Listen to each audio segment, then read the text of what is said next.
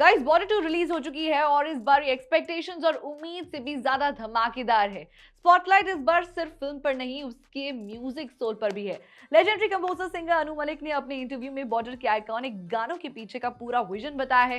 उन्होंने बताया कि देशभक्ति को ओवर द टॉप बनाने के बजाय उसे गहरा, सच्चा और दिल से महसूस होने वाला रखा गया है। उन्होंने बताया कि बॉर्डर के म्यूजिक में मेलोडी सिर्फ एंटरटेनमेंट नहीं, एक जिम्मेदारी थी जवान, मिट्टी और सैक्रिफाइस को रिस्पेक्ट देने की। ये इंटरव्यू सिर्फ नॉस्टैल्जिया नहीं बल्कि ये समझने का मौका है कि बॉर्डर फ्रेंचाइज का म्यूजिक एक साउंड नहीं बल्कि एक सेंटिमेंट क्यों बन गया है।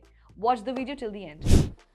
अनु जी, फिल्म बॉर्डर 2 आ रही है, दोबारा बन गया संदेशे आते हैं, क्या टेक है सर आपका? संदेशे आते हैं इतना एक लोकप्रिय गाना है।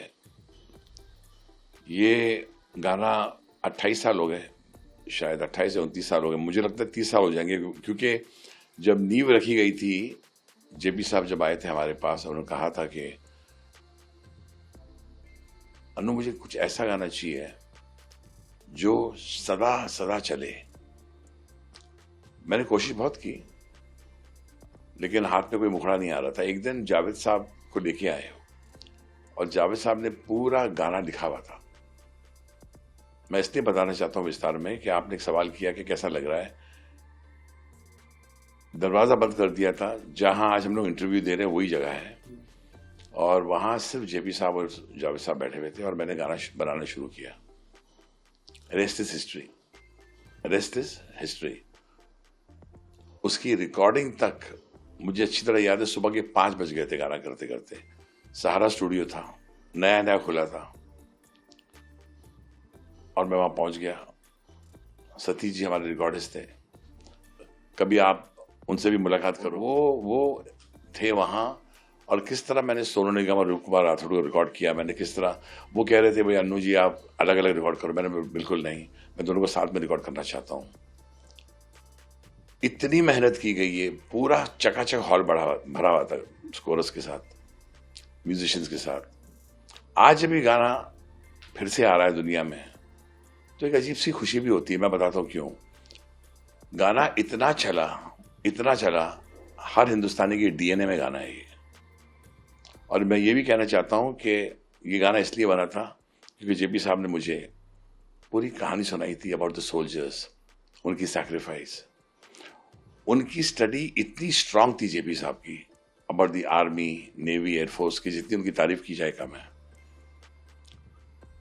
इंस्पिरेशन वो मिली कि जावेद साहब ने कमाल गाना लिख दिया, ऐसा गाना लिखा है जो शायद ही फिर लिखा जाएगा। उसकी जमीन कौन सी थी आपको याद होगा। मेरे लिए चैलेंज था, सबसे बड़ा चैलेंज था, कर चले हम फिदा जानो तन साथियों, अब तुम्हारे हवाले वतन साथियों। मैं यही सोचकर तेरे दर से चला था, कहाँ मदन मोहन जी, कहाँ चेतन साहब। वो जमीन, और मुझे नया गाना बनाना पड़ रहा है। आप समझ गए मैं क्या कहना चाहता हूं कि नया गाना बनाना कोई खाने का काम तो नहीं है। बनाया गाना, मेहनत की, आज हम उसी का खा रहे हैं। क्या बात है। आज जो कुछ है हम उस गाने से हैं। मैं जेपी साहब का शुक्रिया करना चाहता हूं, मैं जावेद साहब का शुक्रिया करना चाहता हूं जिन्होंने कमाल लिखा। और जहां तक सवाल है कि गाना आज फिर से आ रहा है, देखिए ये गाना ऐसा है कि आज भी रिक्रिएट हो रहा है, कल भी रिक्रिएट होगा। बॉर्डर सनी देओल के बिना नहीं बन सकती, बॉर्डर संदेशे आते हैं के बिना, और तो चलो के बिना नहीं बन सकती। जिन्होंने भी रिक्रिएट किया, I would like to congratulate and wish them all the best. The reason is very simple, जब उस वक्त चला था बहुत लोकप्रिय गाना हुआ। मैं दुआ करता हूँ ये फिल्म और चले, गाने भी वही चले, और इसका रिक्रिएटेड जो वर्जन आ रहा है वो भी जनता को पसंद आए। बिल्कुल, मैं भी यही दुआ करता हूँ कि जो ये रिक्रिएट कर रहे हैं ये बहुत चले।